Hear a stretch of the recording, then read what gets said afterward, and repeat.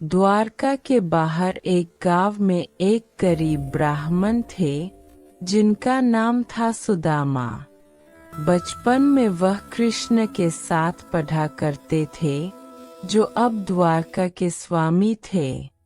सुदामा की गरीबी इतनी थी कि वे अपने बच्चों को 2 वक्त का भोजन भी नहीं दे पा रहे थे। बच्चों की यह हालत देखकर सुदामा की पत्नी बहुत परेशान थी। एक दिन उन्होंने अपने पति से कहा, हम भूखे रह सकते हैं, लेकिन अब बच्चों को कैसे समझाऊं?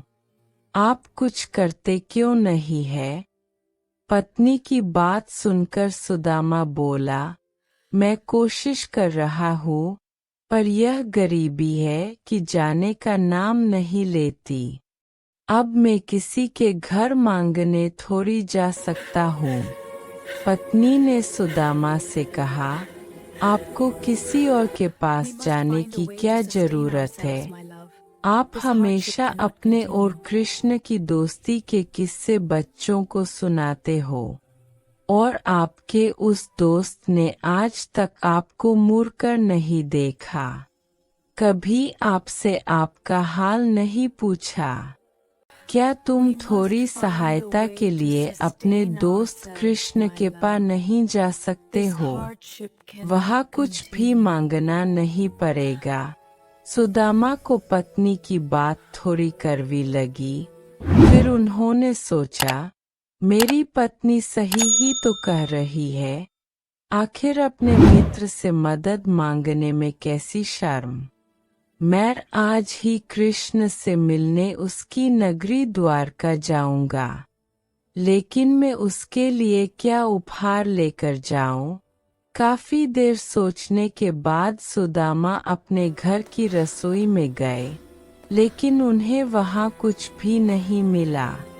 ऐसे में सुदामा की पत्नी पड़ोस से एक कटोरी चावल मांग लाई और एक पोटली में बांध कर सुदामा को दे दिए। अगले दिन सुदामा द्वारका जाने के लिए निकले। सुदामा जब द्वारका के गेट पर पहुँचे तो इतना भव्य गेट देखकर वो दंग रह गए। यह गेट सोने का बना था। सुदामा जब अंदर गए तो उन्होंने देखा कि इस नगरी के सभी लोग सुखी और संपन्न थे। हर कोई खुश था और श्री कृष्ण की तारीफ कर रहे थे। अपने मित्र की तारीफ सुनकर सुदामा बहुत खुश हुए और गर्व से उनका सीना चौड़ा हो गया। लेकिन जब सुदामा कृष्ण के महल के पास पहुँचे तो दरबानों ने उन्हें रोक लिया। बोले, अरे आगे कहाँ चले जा रहे हो? यहाँ तुम जैसे दरिद्र का कोई काम नहीं है। चलो बाहर जाओ। सुदामा ने जवाब दिया, मुझे कृष्ण से मिलना है। वह मेरा बचपन मित्र है। आप एक बार उनसे जाकर कहिए कि सुदामा आया है। सुदामा की बात सुनकर दरबान हंसने लगा और बोला, क्यों मजाक कर रहे हो बाबा? एक राजा का मित्र एक गरीब कैसे हो सकता है? जरा अपने वस्त्र तो देखो। अपनी हालत देखकर सुदामा को शर्म आने लगी और वो वापस जाने लगे। तभी कृष्ण को सुदामा के आने की खबर मिली। यह सुनकर वो नंगे पांव सुदामा को लेने महल के द्वार पर पहुँचे। सुदामा की हालत देखकर कृष्ण भावुक हो गए। वो उन्हें अपने महल में लाए और उनके चरण धोने लगे। सुदामा के चरण धोते धोते कृष्ण रोने लगे। उनके आंसू सुदामा के पैरों पर गिरे। सुदामा ने कृष्ण को चुप करवाया। अब दोनों मित्र मिलकर सांदीपनी ऋषि के गुरुकुल में बिताए गए दिनों को याद करने लगे कि कैसे वे शैतानी किया करते थे।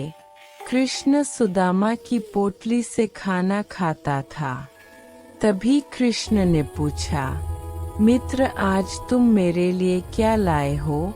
कृष्ण की बात सुनकर सुदामा को शर्म आने लगी और वो अपनी पोटली छुपाने लगे। तभी कृष्ण ने पोटली खींची और उसमें से चावल निकालकर खाने लगे। अपने मित्र का प्रेम देखकर सुदामा की आंखों में भी आंसू आ गए। दोनों ने मिलकर खूब सारी बातें की और खाना खाया।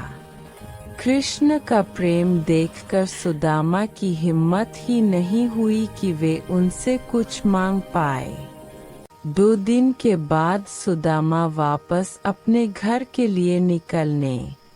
कृष्ण उन्हें नगर के द्वार तक छोड़ने के लिए आए।